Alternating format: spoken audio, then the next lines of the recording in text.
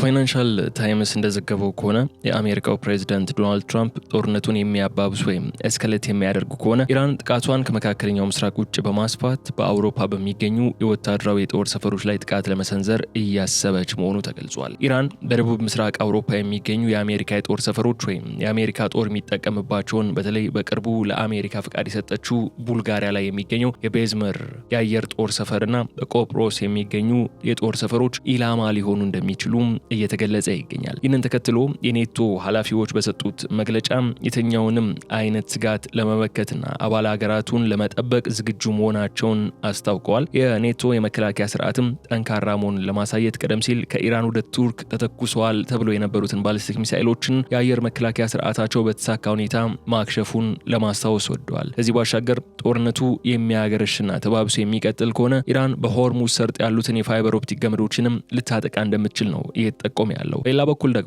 የኢራን ፓርላማ የብሔራዊ ደህንነትና የውጭ ጉዳይ ፖሊሲ ኮሚሽን አባል የሆኑት ፋዳ ሆሴይን ማሌኪ እንደገለጹት አሜሪካ በኢራን ላይ የኒውክሌር ጦር መሳሪያ የምትጠቀም ከሆነ ኢራንም በተመሳሳይና በተመጣጣኝ መልኩ ምላሽ ትሰጣለች ሲሉ ተደምጠዋል። ማሌኪ የአሜሪካው ፕሬዝዳንት ዶናልድ ትራምፕ ያልታሰበ እርምጃ ሊወስዱ እንደሚችሉ በመግለጽ ዓለምን ወደ አደገኛ ጦርነቱ ስለሚከታት ግን ይህ እርምጃ አሜሪካ እንዲህ አይነቱ እንቅስቃሴ ለማድረግና እርምጃ ለመውሰድ አትደፍርም ብለው እንደሚያምኑ ሲገልጹ ተደምጠዋል። ማሌኪ የኢራን በርካታ የጦር መሳሪያዎችና ወታደራዊ አቅሞች እስካሁን ይፋ እንዳልተደረጉ በመግለጽም አገራቸው ከተከላካይነት ወደ ኢነት የተሸጋገረ የመከላከል ስትራቴጂ ወይም አክቲቭ ኤንድ ኦፌንሲቭ ዲተረንስ መከተል መጀመሯን በመግለጽ ነገር ግን የኒውክሌር ጥቃት ከተፈጸመብን ተመሳሳዩን ወይም ተመጣጣኝ አጽፋን እንወስዳለን ሲሉ መደመጣቸው ላለፈው አንድ ዓመት ያህል ያለበት ደረጃ የማይታወቀው የኢራን 60% የበለጸገ ዩራኒየም ጉዳይ ዳግም አነጋጋሪ ሆኖ ብቅ እንዲል አድርጎታል። ታዲያ በዛሬው የፖድካስት ቆይታችን እኛም ይህንኑ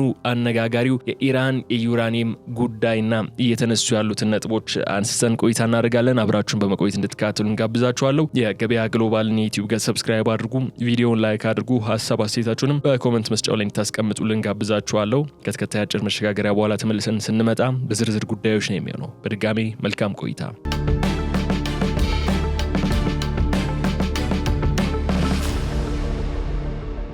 በመካከለኛው ምስራቅ ቀጠና ለዓመታት ሲያንዣብብ የቆየው ወታደራዊ ውጥረት አሁን ወደ አዲስና እጅግ አደገኛ ወታደራዊ ምዕራፍ መሸጋገሩን የሚያሳዩ ስትራቴጂካዊ መረጃዎች ይፋ ሆነዋል። የፋይናንሻል ታይምስ ጋዜጣ ያወጣው ሚስጥራዊ ዘገባ እንደሚያመላክተው ከሆነ የአሜሪካው ፕሬዝዳንት ዶናልድ ትራምፕ በኢራን ላይ የሚያደርጉትን ወታደራዊና ኢኮኖሚያዊ ጫና የሚያባብሱት ከሆነ ቴህራን አጸፋዊ ጥቃቷን ከመካከለኛው ምስራቅ ቀጠና ባሻገር ወደ አውሮፓ አህጉር ለማስፋት ውሳኔ ላይ ደርሳለች ብለዋል። ይህ ውሳኔ የኢራን የመከላከል ስትራቴጂ ከመደበኛው የቀጠናው ወታደራዊ ፍልሚያ ወጥቶ ዓለም አቀፋዊ ይዘት እንዲይዝ የሚያደርግም ሲሆን በተለይም በአውሮፓ ምድር የሚገኙ የአሜሪካ የጦር ሰፈሮችና የተባባሪ አጋር ሀገራት የጥቃቱ ቀጥተኛ ኢላማ ሊሆኑ እንደሚችሉም የሚያመላክት ሆኖ መጥቷል። የውጥረቱ መባባስ ቀደም ሲል ሊደረጉ የነበሩ የፕሮክሲ ወይም የውክልና ጦርነቶችን ወሰን ጥሶ ቀጥተኛ የኃይል ግጭት ደረጃ ላይ መድረሱንም ያሳያል። ኢራን ይህንን ስትራቴጂካዊ ውሳኔ ያስተላለፈችው አሜሪካ ሊታሰብ የሚችልን ማንኛውም ከፍተኛ ወታደራዊ እርምጃ በቴህራን ላይ ብትወስድ አጸፋው በዋሽንግተን ላይ ብቻ ሳይሆን በአትላንቲክ ውቅያኖስ ማዶ ባሉ አጋሮች ላይም ጭምር የከፋ ዋጋ እንደሚያስከትል ለማስገንዘብ እንደሆነ ይተነትናል። ከዚህ ቀደም የነበሩት ፍልሚያዎች በኢራቅ፣ ሶሪያ፣ የመንና ሊባኖስ ድንበሮች ውስጥ የተወሰኑ እንደመሆናቸው መጠን የምዕራባውያን ሀገራት የቀጥታ ጥቃት ስጋት አነስተኛ ነበር። አሁን ግን የቴህራን ወታደራዊ አመራር የጥቃት አድማሱን ወደ አውሮፓ አህጉር ለማስፋት ማቀዱ የአሜሪካ የጦር ኃይሎች በየትኛውንም አህጉር ቢገኙ ለኢራን የረዥም ርቀት ሚሳኤሎችና ድሮኖች የተጋለጡ መሆናቸውን የሚያሳይ አዲስ የጂኦፖለቲካ እውነታን ፈጥሯል። የአቋም ዋሽንግተን የምትወስደውን ማንኛውም ተጨማሪ ወታደራዊ እርምጃ ወሰን እንደገና እንድትመረምርና ከአውሮፓ አጋሮቿ የሚመጣባትን ፖለቲካዊ ጫና እንድትጋፈጥም የሚያስገድዳት ይሆናል። የዚህ አዲስ ወታደራዊ እሳቤ መከሰት በምዕራባውያን የደህንነት ተንታኞች ዘንድ ትልቅ ድንጋጤንም የፈጠረ ሲሆን ምክንያቱ ደግሞ የኢራን ባለስልጣናት አጸፋቸውን በቀጠናው ውስጥ በሚገኙ የአሜሪካ የጦር ሰፈሮች ላይ ብቻ ይወስናሉ ተብሎ ይገመት ስለነበር ነው። አሁን ግን የቴህራን ስትራቴጂካዊ እቅድ በአውሮፓ አህጉር ውስጥ በሚገኙ የኔቶ አባል ሀገራትና የአሜሪካ መሰረተ ልማቶች ላይ ያተኮረ መሆኑ የጦርነቱን መልክ ከመካከለኛው ምስራቅ ቀጠናዊ ግጭት ወደ ዓለም አቀፍ ወታደራዊ ፍልሚያን ያሸጋግረዋል። ይህ እርምጃ ዋሽንግተን የምታደርገውን ወታደራዊ ስሌት ሙሉ በሙሉ የሚያወሳስብ ሲሆን የትኛውንም የቅድመ ጥቃት እርምጃ ከአውሮፓውያን አጋሮቿ አመራሮች ጋርም ከፍተኛ የፖለቲካና የደህንነት ግጭት እንዲፈጠር ሊያደርግ ይችላል። በተጨማሪም የኢራን መንግስት ይህንን አቋም መያዙ በዋሽንግተንና በአውሮፓ ህብረት ሀገራት መካከል ያለውን የዲፕሎማሲ ግንኙነት ፍጹም ውጥረት ውስጥ የሚከተው ነው የሚሆነው። የአውሮፓ ሀገራት ቀደም ሲል አሜሪካ በቴህራን ላይ የምትከተለውን የማክሲመም ፕሬዠርን የመፍጠር ፖሊሲ በጥርጣሬ ይመለከቱ እንደነበር ይታወቃል። አሁን ግን የራሳቸው አህጉርና ዜጎች ለጥቃት የተጋለጡ መሆናቸው ሲረዱ በዋሽንግተን ላይ የሚያደርጉት ዲፕሎማሲያዊ ጫና ይበልጥ ይበረታል። ይህም የምዕራባውያኑን የተዋሃደ አቋም በመሸርሸር ለቴህራን ተጨማሪ ጂኦፖለቲካ ጥቅም እንዲያገኝ መንገድን ሊከፍት ይችላል ተብሎ ይታመናል። በኢራን ወታደራዊ እቅዶችና በወታደራዊ እዝ ዘንድ ዋና ኢላማ ሆነው የተለዩት በደቡብ ምስራቅ አውሮፓ የሚገኙ ስትራቴጂያዊ የጦር ሰፈሮች ናቸው። በእነዚህ ቀጠናዎች ውስጥ በተለይም በቅርቡ ለፔንታጎን ሰፊ ወታደራዊ ፍቃድ የሰጠችው ቡልጋሪያና በግዛቷ ውስጥ የሚገኘው የቤዝመር አየር ጦር ሰፈር ወይም ቤዝመር ኤርቤዝ የመጀመሪያው የጥቃት ሰለባ ሊሆን እንደሚችል ይጠቆማል። ቤዝመር የአየር ጦር ሰፈር አሜሪካ አየር ኃይል ፈጣን እንቅስቃሴ ለስልታዊ ድሮን ክትትልና ለምስራቅ አውሮፓ ደህንነት እጅግ ወሳኝ ምሽግ በመሆኑ ኢራን ይህንን አካባቢ ኢላማ ማድረጓ አሜሪካ በአውሮፓ አህጉር ላይ ያላትን የሎጂስቲክስ የቅኝትና የደህንነት መዋቅር በቀጥታ የመምታትና የመበተን ፍላጎት እንዳላት ያሳያል። ከቡልጋሪያ በተጨማሪ በቆጵሮስ ደሴት የሚገኙ የታላቋ ብሪታንያና የአሜሪካ ወታደራዊ ተቋማትም በኢራን ሚሳይሎችና ድሮኖች የፊት መስመር ስጋት ውስጥ ይወድቃሉ። ቆጵሮስ በመካከለኛው ምስራቅ በሜዲትራኒያን ባህርና በአውሮፓ መካከል ያለች ስትራቴጂካዊ ድልድይ በመሆኗ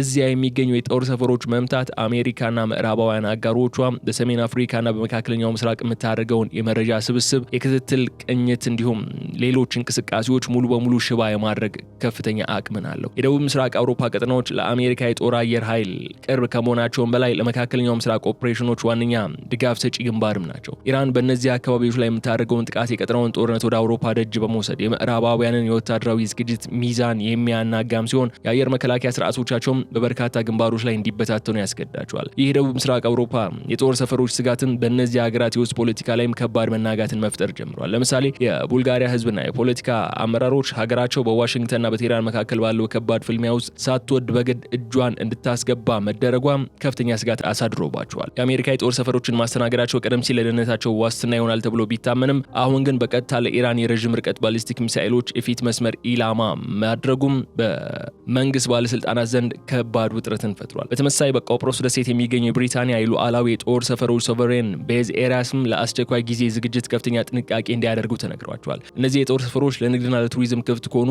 የደሴቱ አካባቢዎች ጋር እጅግ የተቀራረቡ በመሆናቸው የሚሰነዘር ማንኛውም አጥፊ ጥቃት በሲቪል ህዝብና በቆጵሮስ የኢኮኖሚ መሰረት ላይ የከፋ ጉዳት ሊያደርስ ይችላል የሚል አቋም ተይዟል። ይህም የምስራቅ ሜዲትራኒያንን ቀጠና ወደ ሌላ የጦርነት ቀጠና የመቀየር አደጋን ይዞ ብቅ ብሏል። ይህ የፋይናንሻል ታይምስ ዘገባ ይፋ መሆኑን ተከትሎ የሰሜን አትላንቲክ ጦር ቃል ኪዳን ድርጅት ወይም ኔቶ ከፍተኛ ባለስልጣናት በአስቸኳይ ይፋዊ መግለጫዎችን ሲሰጡ ተደምጠዋል። የኔቶ አመራሮች ጥምረታቸው ማንኛውም አይነት የውጭ ስጋት ለመመከትና የአባል ሀገራቱን ግዛት ህዝቦችና ሉዓላዊነት ሙሉ በሙሉ ለማስከበር ከፍተኛ ዝግጁነት ላይ እንደሚገኝ አረጋግጠዋል። የኔቶ የጋራ መከላከያ ድንጋጌ ሆነው አንቀጽ 5 እንደሚያስቀምጠው ከሆነ በአንድ አባል ሀገር ላይ የሚፈጸም የትኛውንም አይነት ጥቃት በሁሉም አባል ሀገራት ላይ እንደተፈጸመ የሚቆጠር በመሆኑ ኢራን በቡልጋሪያ ወይም በቆጵሮስ ላይ የምታደርሰው ጥቃት ጥያቄ ውስጥ በማይገባ መልኩ ከአሊያንሱ የተቀናጀ ፈጣንና አጥፊ ወታደራዊ ምላሽ የሚገጥመው ይሆናል የሚል ሀሳብን አንስቷል። የኔቶ ባለስልጣናት የመከላከያ ስርዓታቸውና የአየር መከላከያ አቅማቸው የቱንም ያህል ጠንካራ መሆኑን ለማሳየት ደግሞ ቀደም ሲል የተከሰተን እውነተኛ ወታደራዊ ክስተት እንደማረጋገጫ አድርገው ሲያቀርቡ ተደምጧል። ከዚህ ቀደም ከኢራን ግዛት ተተኩሰው ወደ ቱርክ የአየር ክልል ያመሩትን በርካታ ባሊስቲክ ሚሳኤሎች የኔቶ ዘመናዊና የተቀናጀ የአየር መከላከያ ስርዓት በተሳካ ሁኔታ አየር ላይ ማክሸፏን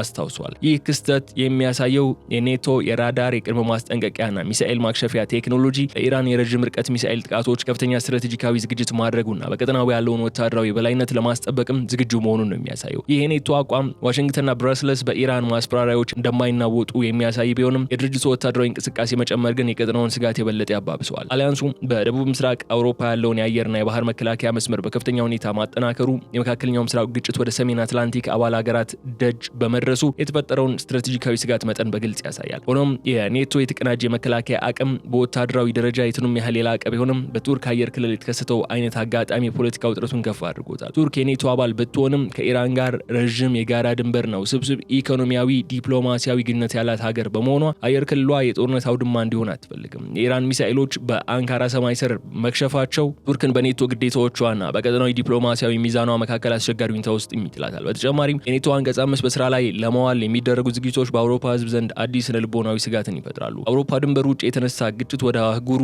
የውስጥ አካባቢዎች ተስፋፍቶ አጠቃላይ ጥቃትን ሊጋብዝ የሚችል ነው የሚለው ስጋት የኔቶ አባል ሀገራት የህዝብ እይታን አሜሪካ ያለአንዳች ገደብ እንዳይደግፉ ጫና እያደረገ ይገኛል። ይህ ሁኔታም ጥምረቱ በወታደራዊና በፖለቲካዊ ዝግጁነት መካከል ያለውን ረቂቅ ሚዛን ለመጠበቅም እንዲታገል ያደርጓል።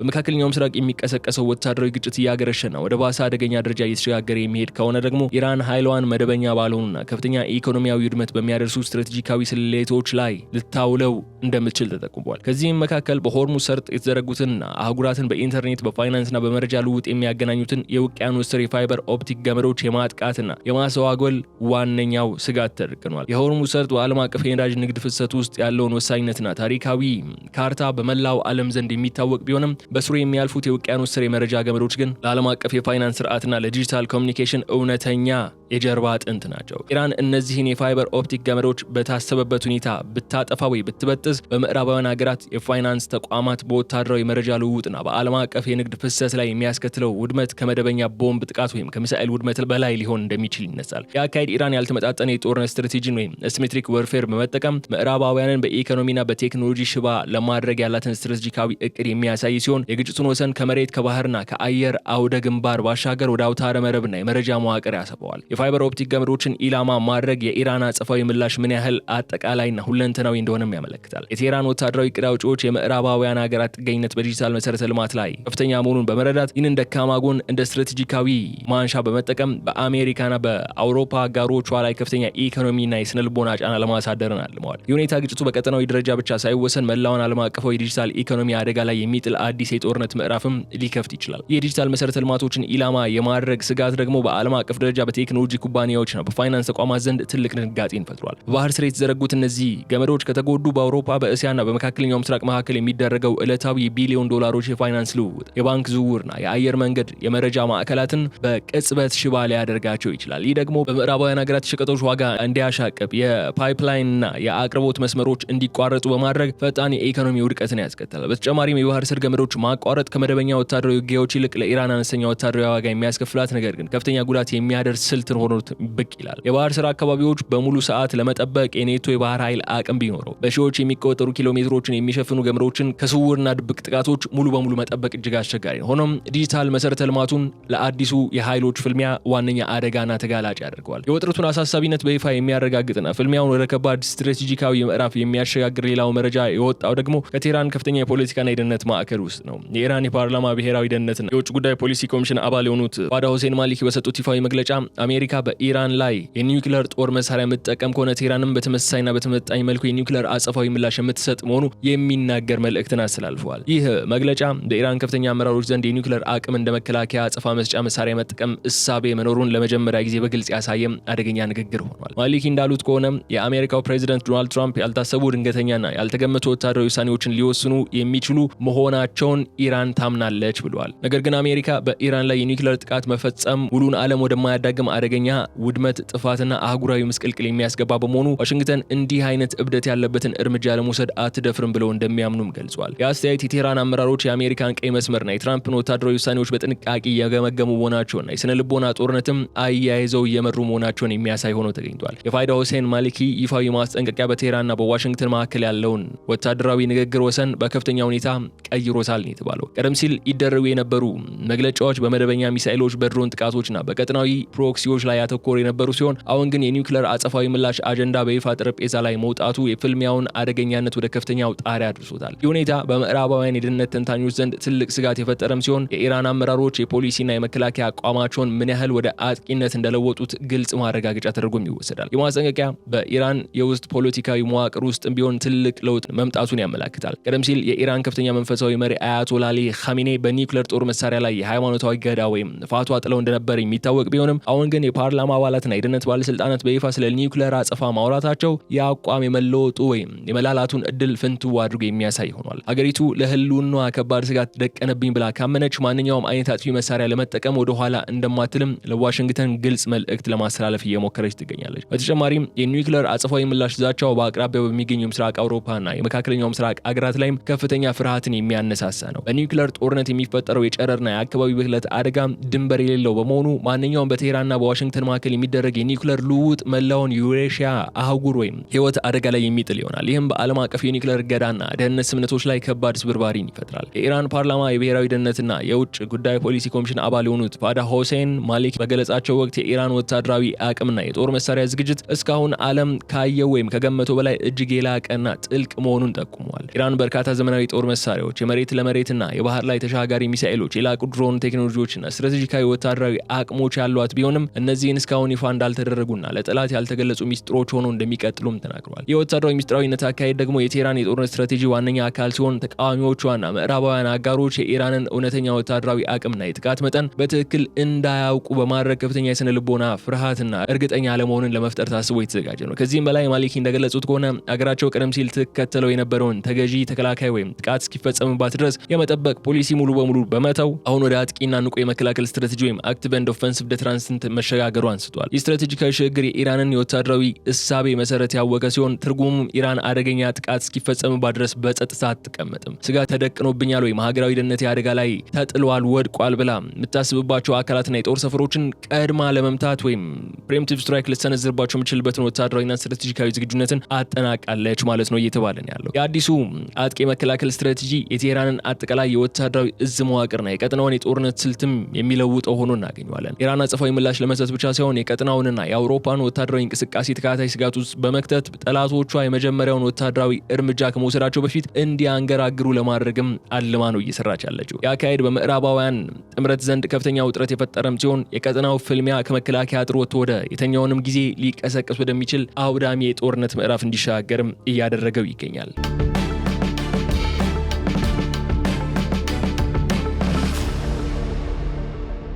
የኢራኑ የፓርላማ አባል ፋዳ ሁሴን ማሊኪ የኒውክሌር ጥቃት ከተፈጸመብን ተመሳዩና በተመጣኝ መልኩ አጸፋ እንመልሳለን ማለታቸው በዓለም አቀፍ የኒውክሌር ተቆጣጣሪዎች፣ በጂኦፖለቲካ ተንታኞችና በደህንነት ተቋማት ዘንድም ትልቅ ድንጋጤና ስጋትን ፈጥሯል። ምክንያቱም ኢራን በይፋ የኒውክሌር ቦምብ ወይም የጦር መሳሪያ ባለቤት መሆኗን አውጃ ባታውቅም ላለፈው አንድ ዓመት የደረሰበትን የቴክኒክ ደረጃ ሳይታወቅና በከፍተኛ ሚስጥር ተደብቆ የቆየውን ከ60 በመቶ በላይ የበለጸገው የዩራኒየም ክምችት ጉዳይ ግን ዳግም ትልቅ ዓለም አቀፋዊ አጀንዳ እንዲሆን አድርጎታል። ዩራኒየም እስከ 60 በመቶ ማበልጸግ ሲቪል ወይም ለኤሌክትሪክ ኃይል ማመንጫ ከሚያስፈልገው አነስተኛ ደረጃ እጅግ የላቀ ሲሆን ለኒውክሌር ጦር መሳሪያ ከሚያስፈልገው 90% የፒዩሪቲ ሌቭል ደግሞ ወይም ኦፐን ግሬድ ሌቭል ለመድረስ ደግሞ እጅግ አጭርና ቀላል የሚባሉ የቴክኒክ እርምጃዎች ብቻ የሚቀሩት ናቸው። የኢራን ዋናውና የኒውክሌር ተቋማትና የዩራኒየም ክምችት መጠን በዓለም አቀፉ የኒውክሌር ኃይል ኤጀንሲ ወይም IAEA ተቆጣጣሪዎች ዘንድ በቂና ያልተገደበ እይታ ሳይደረግበት መቆየቱ ቴህራን በሚስጥራዊ የመሬት ስር ማዕከሎቿ የኒውክሌር ጦር መሳሪያ ሰርታ አጠናቃ ይሆን እንዴ የሚለው አደገኛ ጥያቄ በድጋሚ እንዲነሳ አድርጓል። የማሊኪ ንግግር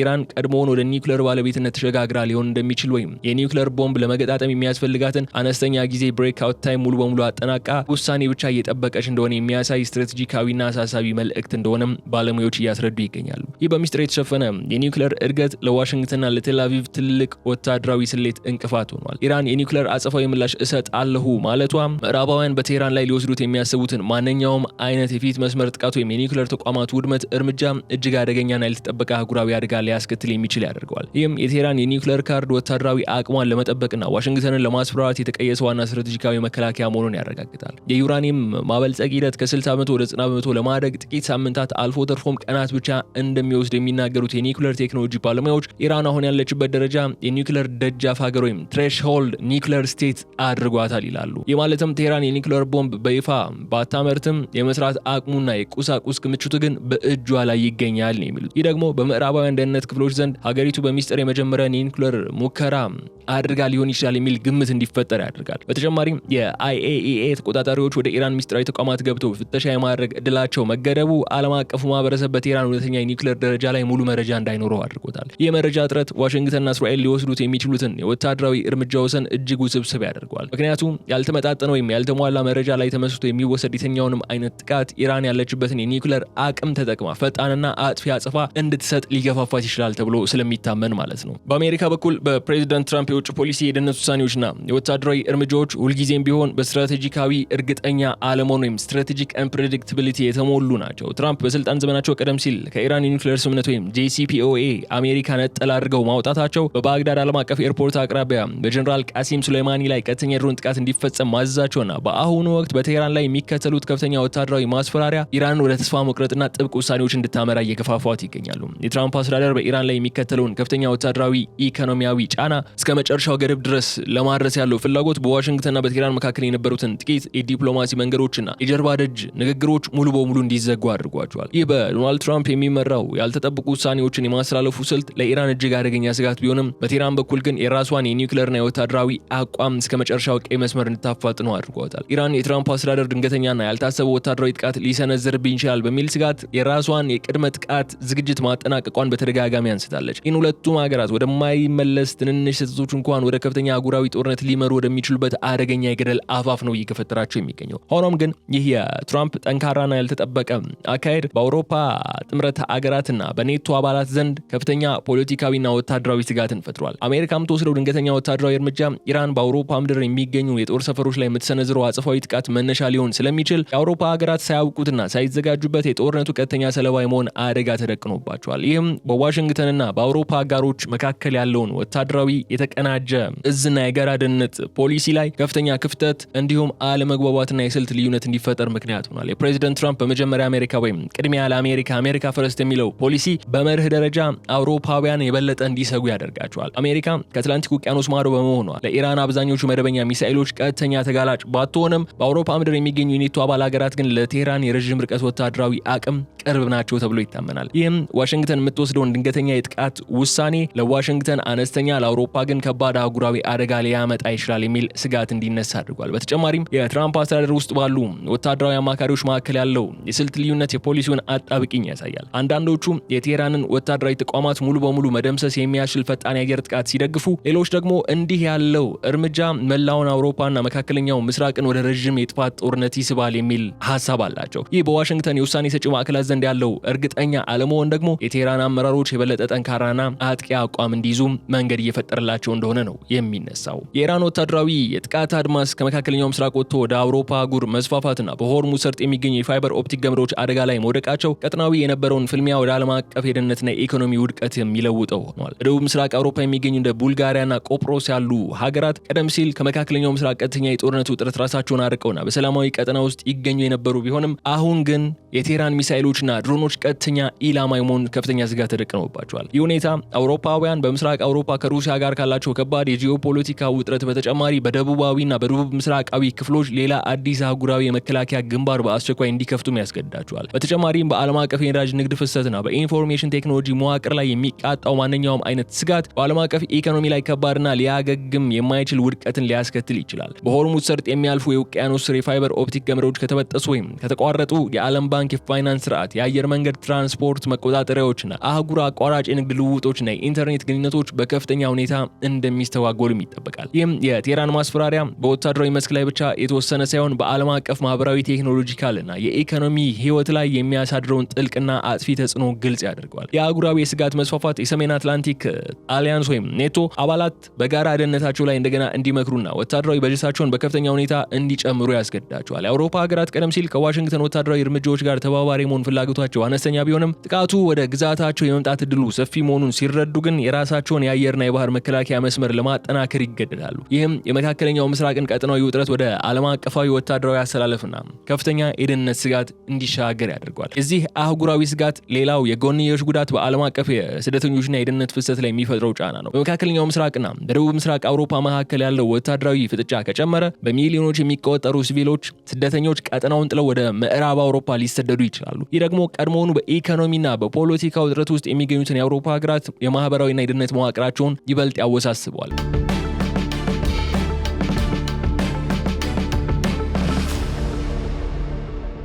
በተጨማሪም የቀይ ባህር፣ የፋርስ ባህረ ሰላጤና የሜዲትራኒያን የባህር ንግድ መስመሮች አለመረጋጋት ዓለም አቀፍ የትራንስፖርትና የኢንሹራንስ ወጪዎችን በከፍተኛ ሁኔታ እንዲጨምሩ ያደርጋቸዋል። የመርከብ ኩባንያዎች በእነዚህ አደገኛ የአየርና የባህር ክልሎች ውስጥ ከማለፍ ይልቅ ረዥም የባህር መንገዶች ለመጠቀም ሲገደዱ የዓለም አቀፍ ምርቶች ዋጋ ይንራል፣ ኢንፍሌት ያደርጋል፣ በከፍተኛ ሁኔታም ይጨምራል። ይህም የወታደራዊ ውጥረቱን ተጽዕኖ በየሀገራቱ ባሉ ተራ ዜጎች ዕለታዊ ህይወት ላይ በቀጥታ እንዲያሳርፈው ያደርገዋል። በአጠቃላይ ሲገመገም ግን በመካከለኛው ምስራቅ በኢራንና በአሜሪካ መካከል ያለው ወታደራዊ ፍጥጫ አሁን ያለበት ደረጃ እጅግ አደገኛ፣ አስጊና ሁሉም አይነት ዲፕሎማሲያዊ መፍትሄዎች ሙሉ በሙሉ ያጣ የሚመስል ነው ሆኖ የምናገኘው። ኢራን በይፋ የተከተለችው አዲሱ አጥቂና ንቁ የመከላከል ስትራቴጂ አክቲቭ ኤንድ ኦፌንሲቭ ዲተረንስ በአውሮፓ ምድር የሚገኙ የባህርና የአየር ጦር ሰፈሮችን ኢላማ ማድረጓ፣ በሆርሙዝ ሰርጥ የሚገኙ የፋይበር ኦፕቲክ ገመዶችን የማጥቃት ማስፈራሪያና ዛቻዋ፣ እንዲሁም የኒውክሌር አጸፋዊ ምላሽ የመስጠት አቅም አለኝ የሚለው ዛቻዋ ዋሽንግተን በቴህራን ላይ የምታደርገውን ማንኛውም ተጨማሪ ወታደራዊ እርምጃ እጅግ ውድ የሚያደርግና አሜሪካ ቀጣዩ እርምጃዋ ከዚህ ቀደሙ በተሻለ መንገድ ቆም ብላ ቁጭ ብላ ጠረጴዛ ዙሪያ ላይ ያስቀምጣ እንድታጤንበት የሚያደርግ ስትራቴጂካዊ ግንብን ገንብታለች። ሌላ በኩል የሰሜን አትላንቲክ ጦር ቃል ኪዳን ድርጅት ወይም ኔቶ የአሜሪካ የአየር መከላከያ ስርዓቱን በደቡብ ምስራቅ አውሮፓ በከፍተኛ ሁኔታ በማጠናከርና የአባል ሀገራቱን ግዛት ለመጠበቅ ከፍተኛ ዝግጁነት ላይ መገኘቱ ሌላኛው የዚህ ጦርነት ገጽታ ሆኖ መጥቷል። የዓለም አቀፉ ማህበረሰብ፣ የተባበሩት መንግስታት ድርጅትና ሀያላን ሀገራት አሁን ባለው ውጥረት ውስጥ አዲስና ውጤታማ የዲፕሎማሲ መንገድ ካልቀየሱ ወይም የትራምፕ አስተዳደርና የቴህራን አመራሮች ውጥረቱን የሚያረግብ እርምጃ ካልወሰዱ ግን በመካከለኛው ምስራቅ የሚነሳው የጦርነት እሳት አውሮፓን ጨምሮ ሙሉ ዓለም የሚያቃጥል ሰፊ ዓለም አቀፋዊ ግጭት ወይም ግሎባል ኮንፍሊክት የመሆን እድሉ እጅግ የጎላ ሆኗል። የኢራን 60% የበለጸገው ዩራኒየም በሚስጥር ወደ መሳሪያነት የመቀየሩ ስጋትና የአሜሪካ ያልታሰቡ ድንገተኛ ወታደራዊ ውሳኔዎች ዓለምን ወደማይታወቅ የወታደራዊ ምስቅልቅልና አህጉራዊ አደጋ እየመሯት ነው የሚገኙት። ይህ የዛሬው ቆይታችንም የቀጠናው ውጥረት ከመደበኛ የኃይሎች ፍልሚያ ወጥቶ አህጉራትን የኒውክሌር ስጋቶችና የዓለም አቀፍ የዲጂታል መሰረተ ልማቶችን ያቀፈ አዲስ ወታደራዊ የታሪክ ምዕራፍ መከፈቱን የሚያሳየው። ወደፊት ምንድን የሚጠበቀው የሚባሉት ደግሞ የመደራደር እድሎች እጅግ የጠበቡ ቢሆንም አሁንም ስቲል ተስፋ መኖሩን ያሳዩናል። በዋሽንግተንና በቴህራንና በብራስልስ መካከል ያለው ከፍተኛ የእርስ በርስ አለመተማመን ማንኛውም አይነት ሰላም ንግግር ከመጀመሩ በፊት እንዲከሽፍ ያደርገዋል። ተቀናቃኝ አካላት ዲፕሎማሲን እንደ መፍትሄ ከመቁጠር ይልቅ ወታደራዊ ማስፈራሪያዎችና አጥቂ አቋሞችን እንደ ብቸኛ የመከላከያ ስልት አድርገው መውሰዳቸው ቀጠናውን ወደማያቋርጥ የጦርነት ዝግጅት ውስጥ የሚከተው ይሆናል። ይህ ውስብስብ አህጉራዊ ፍጥጫ ወደፊት በምን አይነት መልኩ እንደሚቋጭ ለመገመት አስቸጋሪ ቢሆንም አንድ ነገር ግን ግልጽ ነው። የዓለም አቀፉ የደህንነት፣ የኢኮኖሚና የቴክኖሎጂ መሰረት አሁን ባለው የወታደራዊ አሰላለፍ ምክንያት ከዚህ ቀደም ታይቶ የማይታወቅ ከፍተኛ ፈተናና አደጋ ተደቅኖበታል የሚለው ማለት ነው በማለት የዕለቱን የፖድካስት ቆይታችን እዚህ ላይ እንቋጫለን። የተከበራችሁ የገበያ ግሎባል ተከታታዮቻችን አብራችሁን በመቆየት ስላደመጣችሁን እጅግ አድርጌ አመሰግናችኋለሁ። የገበያ ግሎባልን የዩቲዩብ ገጽ ሰብስክራይብ አድርጉ፣ ቪዲዮን ላይክ አድርጉ። በቀጣይ በሌሎች ጉዳዮች መልሰን የምንገናኝ ይሆናል። እስከዚያ ድረስ ግን በቸር እንድትሰነበቱልኝ ተመኝቼ እዚህ ጋር እሰናበታለሁ። መልካም ቆይታ። ሰላም።